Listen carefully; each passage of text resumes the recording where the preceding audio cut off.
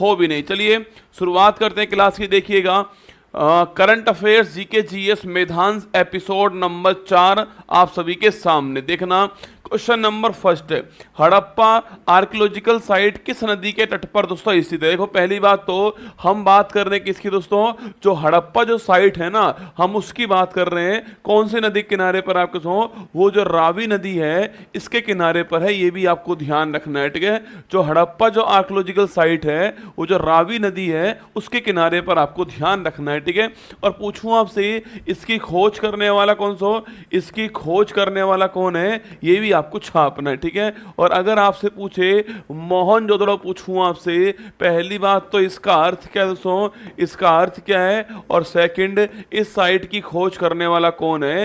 ये दो क्वेश्चन आपके सामने और आ चुके हैं ना, आपको बताना है मुझे मोहनजोदड़ो जो है इसका अर्थ क्या है और इसकी खोज करने वाला। रावी नदी से पूछे आपसे इसी किनारे पर कौन है, आपके लाहौर शहर जो है वो भी इसी किनारे पर है, ये भी आपको ध्यान रखना है ना।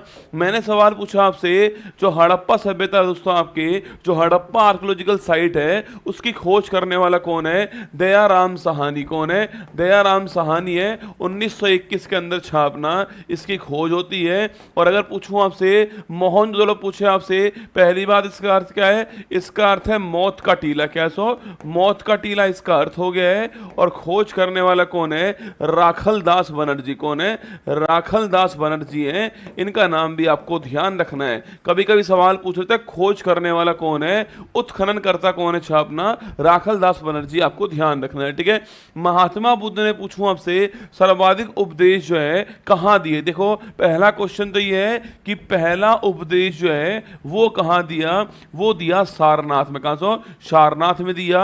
और इसे कहते हैं हम लोग क्या, इसे बोलते हैं धर्म चक्र प्रवर्तन। क्या बोलते हैं इसको, धर्म चक्र प्रवर्तन कहते हैं इसको, ये भी आपको ध्यान रखना है। ठीक है, तो सवाल पूछे महात्मा बुद्ध ने दोस्तों पहला उपदेश कहां पर दिया है, पहला उपदेश सारनाथ में दिया है। और इसको क्या बोलते हैं, इसको बोलते हैं हम आपके धर्म चक्र प्रवर्तन कहते हैं, ये भी आपको नोट करना है। ठीक है, और पूछूं आपसे सर्वाधिक उपदेश कहां दिए, सर्वाधिक उपदेश जो है वो दिए श्रावस्ती में। कहां पर दिए, श्रावस्ती के अंदर दिए, ये भी आपको नोट करना है। ठीक है, तो पहला उपदेश सारनाथ के अंदर दिया है और सर्वाधिक उपदेश कहां दिए, श्रावस्ती के अंदर दिए है ना।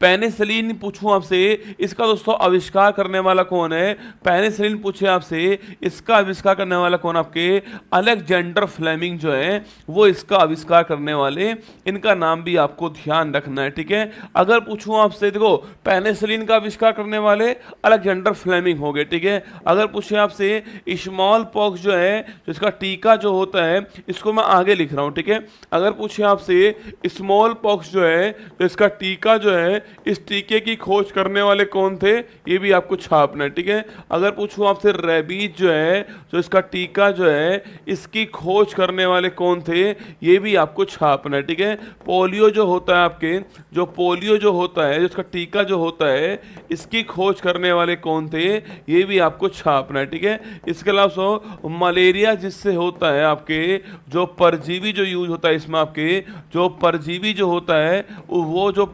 प्लाज्मोडियम जो होता है, इसकी खोज करने वाले कौन थे, ये भी आपको बताना। 4 क्वेश्चन मैंने और लिख दिया आपके सामने। देखो स्मॉल पॉक्स पूछूं आपसे, वैक्सीन खोजने वाले कौन थे, एडवर्ड जेनर। कौन थे, एडवर्ड जेनर साहब थे, और ये विश्व की पहली वैक्सीन आप जानते हो। ठीक है, रेबीज टीका खोजने वाले कौन थे, लुई पास्चर। कौन थे, लुई पास्चर साहब जो है रेबीज का वैक्सीन खोजने वाले। ठीक है, अगर पूछूं आपसे पोलियो वैक्सीन खोजने वाले कौन, आपके साल्क छाप आपके साल्क और सेबिन जो है वो पोलियो वैक्सीन खोजने वाले, इनका नाम भी आपको ध्यान रखना है। ठीक है, साल्क वैक्सीन भी कहते हैं इसको ना।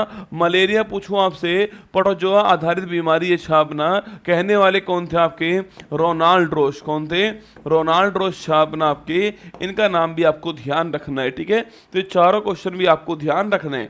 आगे बढ़िए, नेक्स्ट क्वेश्चन, विंध्याचल श्रेणी में सबसे ऊंची चोटी कौन सी है, बताओ दोस्तों। आप में से कौन बताएगा जो विंध्याचल विंध्याचल जो पर्वत है हमारा, जो विंध्य पर्वत है हमारा, उस विंध्य पर्वत में आपके उसमें सबसे ऊंची चोटी जो है कौन सी है? देखो इसका आंसर आप लोग छापना।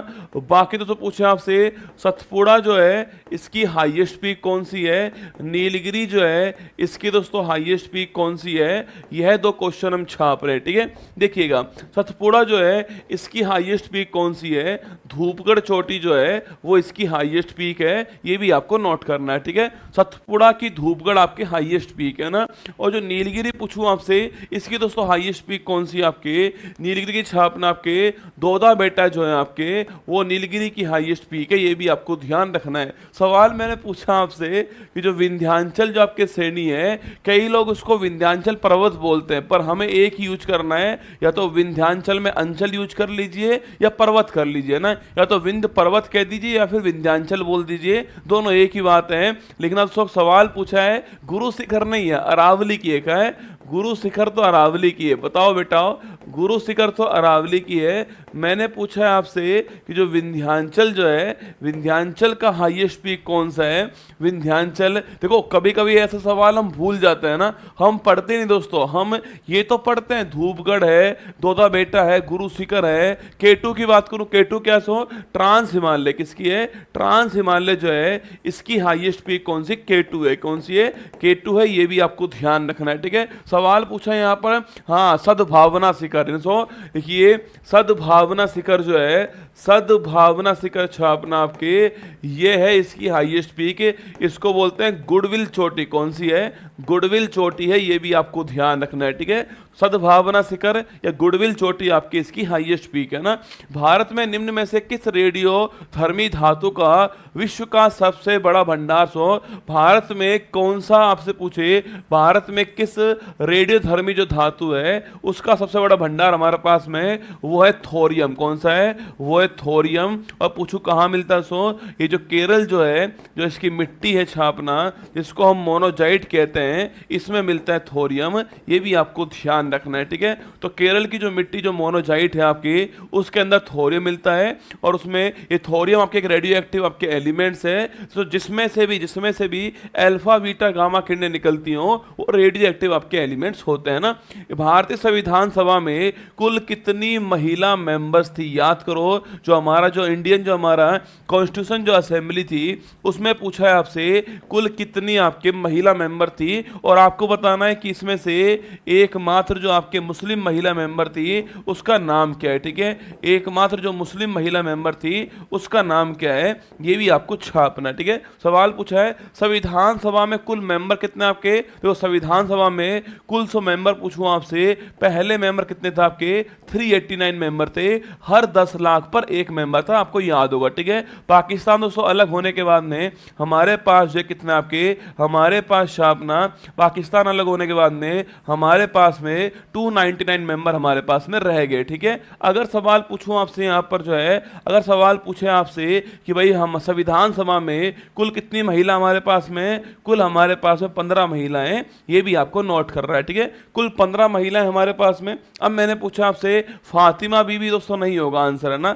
सवाल ये था आपके सामने कि एकमात्र महिला बेगम रसूल, लेकिन कौन आपके, बेगम रसूल जो है आपके, बेगम रसूल छापना, ये एकमात्र आपके महिला कौन आपके, मुस्लिम महिला थी, इनका नाम भी आपको ध्यान रखना है। ठीक है, तो एकमात्र मुस्लिम महिला कौन आपके, बेगम अजाज रसूल थी, इनका नाम नोट करना। कुल 15 महिलाएं आपके संविधान सभा में थी, ये भी आपको ध्यान रखना है। ठीक है, आगे बढ़िए।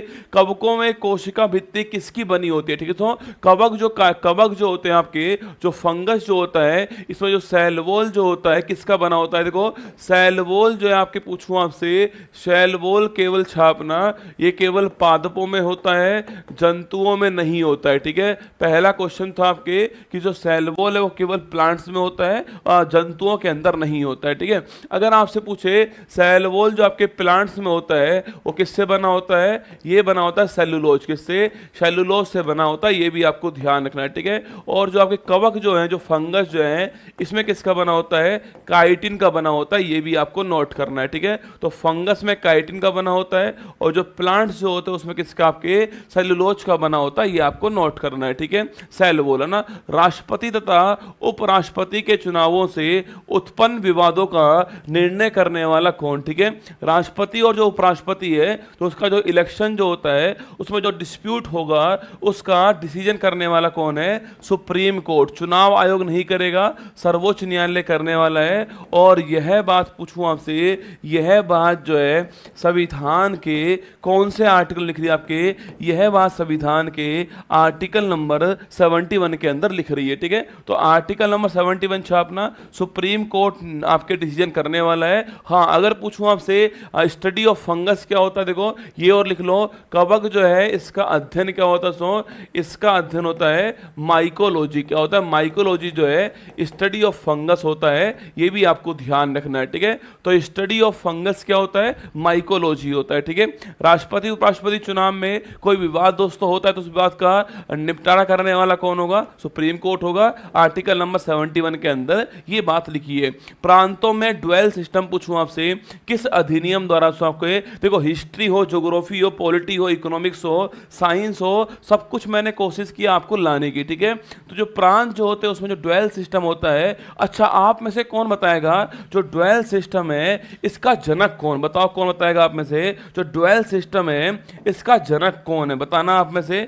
ड्वेल सिस्टम जो है, जो द्वैध शासन जो होता है इसका जनक कौन है, किसे बोलते हैं फादर ऑफ ड्वेल सिस्टम, वो आपको बताना है, ठीक है। सवाल देखिए, प्रांतों में ड्वेल सिस्टम पूछूं आपसे, किस अधिनियम, किस एक्ट के द्वारा तो आपके लागू होता है छापना, यह एक्ट कौन सा है, 1919 का एक्ट है, ये भी आपको ध्यान रखना है, ठीक है। कौन सा एक्ट है, 1919 का एक्ट है। और इसी को बोलते हैं क्या, इसी को बोलते हैं हम लोग मॉन्टेग्यू चेम्सफोर्ड एक्ट। क्या बोलते हैं, मॉन्टेग्यू चेम्सफोर्ड एक्ट कहते हैं, ये भी आपको नोट करना है, ठीक है। तो मॉन्टेग्यू चेम्सफोर्ड एक्ट कौन सा है, 1919 का एक्ट हो गया है। जो प्रांत में जो ड्वेल सिस्टम है वो आपके शुरुआत दोस्तों होता है।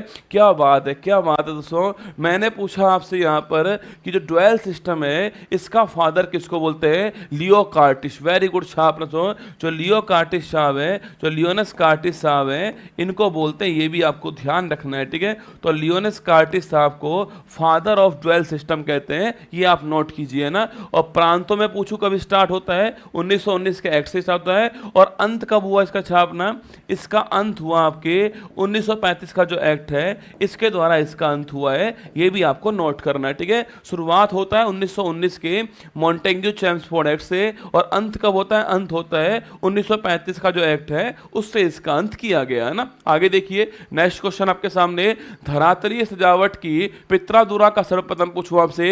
ये सारे सवाल एग्जाम में आए हुए सवाल जो हैं वो दिखा रहा हूं आपको, ठीक है। देखिए दोस्तों, धरातलीय सजावट की पित्रादुरा शैली जो है इसका सबसे पहले प्रस्तुतिकरण पूछे आपसे किस समय दोस्तों, क्या आपके देखो पित्रादुरा शैली पूछूं आपसे, पित्रादुरा शैली आपके पहली बात तो छाप रखो, यह शैली जो आपके सजावट की शैली है ये आपको ध्यान रखना है, ठीक है। और इस शैली का भारत में पहला उपयोग पूछूं आपसे कहाँ हुआ दोस्तों, इसका पहला उपयोग छापना आप जो है वो हुआ है कहाँ पर, एतमा उद्दौला। कौन सा दोस्तों, एतमा उद्दौला का जो मकबरा है वहाँ हुआ था, ठीक है। एतमा उद्दौला मकबरा जो है, जो कि दोस्तों कहाँ पर आपके, जो कि आप जानते हो आगरा के अंदर है, यहाँ इसका यूज हुआ है। और सो यह किसका, आपके जो नूरजहां थी ना आपके, उसके पापा जी हैं, कौन है, जो नूरजहां है उसके पिताजी हैं, ये नूरजहां के पिताजी हैं छापना। इनका जो मकबरा है वहां पर जो किसका आपके, वहां पर आपके पित्रादुरा शैली जो आपके उसका यूज किया गया पहली बार भारत के अंदर, ये भी आपको ध्यान रखना है, ठीक है। तो एतमा उद्दौला का मकबरा आगरा के अंदर है, वहां इसका यूज हुआ है। बड़ा महत्वपूर्ण सवाल है, इस शैली के बारे में आपको ध्यान रखना है, ठीक है। हैजा पूछूं आपसे, हैजा किसके कारण दोस्तों होता है आपके, हैजा पूछे आपसे, देखो कारण क्या है इसका, सो हैजा किससे होता है आपके, सो हैजा होता है विब्रियो कैलोरी नामक जीवाणु से। किससे होता है, विब्रियो कैलोरी नामक जीवाणु जो है इससे होता है, यह भी आपको छापना है। बैक्टीरिया से होता है। और इसमें क्या होता है, इसमें होता है डिहाइड्रेशन। क्या होता है, इसमें होता है डिहाइड्रेशन, ये भी आपको नोट करना है, ठीक है। निर्जलीकरण इसके अंदर होता है ना। अफ्रीका की कालाहारी मरुस्थल में कौन सी जनजाति जो है सो पाई जाती है आपके, देखो कालाहारी मरुस्थल पूछे आपसे, अफ्रीका दोस्तों महाद्वीप जो है, मान लो दोस्तों, मान लीजिए आप जो है, मान लीजिए ये अफ्रीका महाद्वीप जो है इसका फोटो आपके सामने यहाँ पर, ठीक है। और दोस्तों इसमें क्या है, अफ्रीका दोस्तों महाद्वीप में यहाँ दोस्तों क्या है, यहाँ पर आपके एक मरुस्थल है, इसका नाम क्या है, कालाहारी मरुस्थल। कौन सा मरुस्थल है, कालाहारी मरुस्थल। और ये मरुस्थल पूछूं आपसे किस देश के अंदर है, बोत्सवाना देश के अंदर, ये भी आप जानते हो, ठीक है। यहाँ नीचे साउथ अफ्रीका देश है, उसके ऊपर बोत्सवाना देश है, उसमें कालाहारी मरुस्थल है, ठीक है। तो पहला क्वेश्चन, कालाहारी मरुस्थल कौन से देश में, बोत्सवाना देश में। यहां दोस्तों एक ट्राइब मिलती है, उसका नाम क्या है, उसका नाम छापना बुशमैन। क्या नाम है, बुशमैन ट्राइब मिलती है यहां पर, ये भी आपको ध्यान रखना है, ठीक है। इसके दोस्तों ऊपर की साइड पूछे आपसे, यहां कौन सा आपको, यहां मिलती है छापना पिग्मी ट्राइब। कौन सी मिलती है, पिग्मी ट्राइब मिलती है। कहां पर, आपके कांगो जो बेसिन है वहां पर मिलती है। और ऐसा बोलते हैं स्मॉलेस्ट आपके जो आपके पूछे आपसे हाइट वाली कौन सी आपके वो पिग्मी जनजाति होती है, ये भी आपको ध्यान रखना है, ठीक है। चलिए आगे बढ़ते हैं। नेक्स्ट क्वेश्चन, किस देश की मुद्रा न्यू शेकेल दोस्तों है। तो पूछूं आपसे किस देश की मुद्रा न्यू शेकेल है, तो जो इजराइल जो है इसकी करेंसी कौन सी आपके, इसकी करेंसी आपके न्यू शेकेल है, ठीक है। इजराइल पूछूं आपसे, इजराइल छापना, इसकी पार्लियामेंट का नाम क्या है, इसकी पार्लियामेंट का नाम नीशेट है। क्या है, नीशेट इसकी पार्लियामेंट है, ये भी आपको ध्यान रखना है, ठीक है। तो मैंने सवाल पूछा आपसे कि जो इजराइल है उसकी पार्लियामेंट का नाम नीशेट हो गया है, और जो मुद्रा है वहां की वो कौन सी है, न्यू शेकेल वहां की मुद्रा हो गई है, ठीक है। अंतर्राष्ट्रीय मातृभाषा दिवस पूछूं आपसे कब सेलिब्रेट होता है, ठीक है। अंतर्राष्ट्रीय मातृभाषा दिवस जो है कब सेलिब्रेट होता है, ये होता है कब, आपके 21 फरवरी को होता है, ये भी आपको ध्यान रखना है, ठीक है। तो 21 फरवरी को इंटरनेशनल आपके मदर टंग डे जो है सेलिब्रेट होता है, नोट कीजिए ना। चावल, चना, गेहूं, मटर में से कौन सी फसल दोस्तों रबी की फसल है, ठीक है। पहली बात दोस्तों आपके एक होती है फसल कौन सी, आपके खरीफ की फसल होती है, और एक होती है रबी की फसल। छाप दो, पूछूं आपसे जो मानसून जो होता है, जो मानसून जो होता है उसमें जो फसल होती है कौन सी, आपके खरीफ की फसल होती है मानसून के अंदर, ठीक है। और जो शीतकालीन जो मौसम होता है, जो विंटर जो होता है, उसमें फसल कौन सी होती है, रबी वाली फसल उसमें होती है। अभी जो फसल जो कट रही है ना, अभी जो फसल कट रही है वो रबी वाली फसल जो है अभी कट रही है, ठीक है। अब जो बोने वाले हम लोग कौन सी बोएंगे आपके, अब ये वाली हम बोने वाले खरीफ वाली, ठीक है। अब देखना सवाल पूछ रहा है आपके, देखो रबी की जो फसल है उसके एग्जाम्पल लिख लीजिए आप। उसके एग्जाम्पल क्या है, उसके एग्जाम्पल है चना। कौन है, चना। तो सुनना, चना है, राई है, चना है, राई है। गेहूं लिखना, गेहूं, मटर, चना, राई, गेहूं, मटर, जौ लिखना, चना, राई, गेहूं, मटर, जौ, ईसब घोल। कौन सा सो, ईसब घोल छापना, ईसब घोल लिखिएगा। चना, राई, गेहूं, मटर, जौ, ईसब घोल। सरसों, आलू, कौन सा है, सरसों, आलू जो है ये सारी फसल कौन सी आपके रबी की फसल है, ठीक है। तो लिखना कौन कौन सी है, चना, राई, गेहूं, मटर, जौ, ईसब घोल, सरसों, ये सारी रबी की फसल है। बाकी दोस्तों इसमें आ जाएंगे आपके चावल, मक्का, ज्वार, बाजरा, वो इसके अंदर आने वाली है खरीफ वाले के अंदर, ठीक है। तो चावल कौन से, चावल छापना, आपके चावल खरीफ की फसल है, ये आपको छापना है। चना रबी की है, गेहूं रबी की है, मटर रबी का है, और जो खरीफ कौन सा चावल है ये भी आपको छापना है, ठीक है। और अगर सवाल पूछो दोस्तों आपसे कि भाई साहब किस फसल के लिए मावट जो होती है वो मावट छापना, सो मावट जो है गोल्डन ड्रॉप्स होती है, वो लिखना आप जो है, जो रबी की जो फसल होती है इसके लिए जो मावट जो होती है वो गोल्डन ड्रॉप्स होती है, ये भी आपको ध्यान रखना है। ये भी क्वेश्चन आपके लिए महत्वपूर्ण बन सकता है, ठीक है। तो किस फसल के लिए मावट आपके गोल्डन ड्रॉप्स होगी, आपके रबी के लिए होने वाली है, ये भी आपको ध्यान रखना है, ठीक है। आगे देखिए, जीएसटी विधेयक को पारित करने वाला पहला दोस्तों स्टेट कौन सा है। देखो जीएसटी जो विधेयक था इसको पहली बात तो जीएसटी पूछूं आपसे कब लागू हुआ था, 1 जुलाई को लागू हुआ था 17 के अंदर, ठीक है। अगर पूछे आपसे अमेंडमेंट कौन सा है, 101 नंबर का अमेंडमेंट है, ये आप जानते हो, ठीक है। और पूछूं आपसे बिल कौन सा है, वो आपको छापना। देखो अधिनियम कौन सा है, अधिनियम हो गया आपके 101वां। जब दोस्तों बिल पास होता है तो उसे बोलते हैं अधिनियम कहते हैं ना, उसे अधिनियम कहते हैं। तो पास होने के बाद 101वां हो गया। सवाल पूछूं आपसे बिल कौन सा है, वो आपको छापना है, ठीक है। खीरा, खरबूज, तरबूज, जो अभी जो फसल चल रही है ना आपके खीरा, खरबूज, तरबूज, ककड़ी जो है वो जायद की फसल है, ठीक है। सब्जियां जायद के अंदर आती है ना। अब देखिए सवाल पूछे आपसे, जीएसटी जो है छापना तो जीएसटी जो है इस बिल को पारित करने वाला पहला स्टेट कौन सा था? असम पहला स्टेट था, ये आपको नोट करना है, ठीक है। तो असम पहला स्टेट था। और अंतिम पूछूं कौन सा आपके, अंतिम जम्मू कश्मीर कौन था? अंतिम जम्मू कश्मीर था।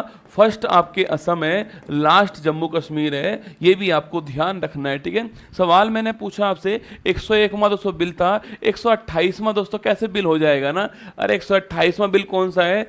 128वां बिल जो है वो कौन सा है? वो है हमारा नारी शक्ति वंदन अधिनियम है, ठीक है, ये वाला है हमारा। और मैंने कहा था आपसे कि जो ये एक्ट कौन सा हो गया है, ये एक्ट 106वां हो चुका है, ये भी आपको ध्यान रखना है, ठीक है। आगे बढ़िएगा। तो 101वां हमारा अमेंडमेंट है, जीएसटी असम में पहली बार लागू हुआ था, ये भी आपको नोट करना है। ग्रीन मफलर पूछूं आपसे, इसका संबंध दोस्तों किस पोल्यूशन से लिखना आपके? इसका संबंध है वो नॉइज पोल्यूशन से, ध्वनि प्रदूषण से, ये भी आपको ध्यान रखना है, ठीक है। इसका संबंध किससे है? ध्वनि प्रदूषण से, ये भी आपको नोट करना है, ठीक है।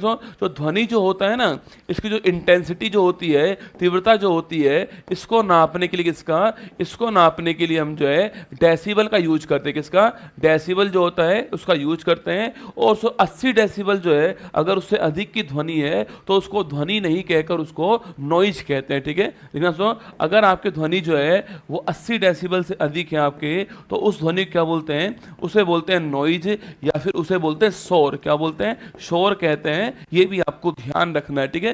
डेसिबल जो है वो ध्वनि की जो इंटेंसिटी है उसको नापने की इकाई है, ठीक है। आगे देखिए, किस एक्ट के लिए कहा गया था? ना वकील का एक्ट है, ना अपील का है, और ना दलील का दोस्तों एक्ट छापना। वो एक्ट कौन सा? वो एक्ट आपके रॉलेट एक्ट। कौन सा एक्ट है? रॉलेट एक्ट है, 1919 का एक्ट है छापना। ना अपील का, ना वकील का, और ना दलील कानून आपके रॉलेट एक्ट था। ये आपके 1919 का एक्ट है, ये भी आपको ध्यान रखना है, ठीक है। आगे बढ़िए। किसी चालक तार की लंबाई बढ़ाने पर जो उसमें प्रतिरोध जो होता है उसका दोस्तों मान क्या होता है? छापना तो देखो, जो प्रतिरोध जो होता है ना, इसका मतलब है रेजिस्टेंस। क्या है इसका मतलब? होता है रेजिस्टेंस होता है। जब भी दोस्तों आपके किसी तार के अंदर करंट फ्लो हो रहा होता है, उस करंट का अवरोध करने के लिए, उस करंट को रोकने के लिए जो यूज होता है उसको बोलते हैं प्रतिरोध, ठीक है। ऐसा दोस्तों मान लो आप लोग जो है, आपकी गाड़ी हाईवे पे चल रही है और जो ब्रेकर जो आ रहे हैं आपके, वो आपके प्रतिरोध होते हैं, ठीक है। तो प्रतिरोध छापना है ना, विद्युत धारा का विरोध, ठीक है। विद्युत धारा के प्रवाह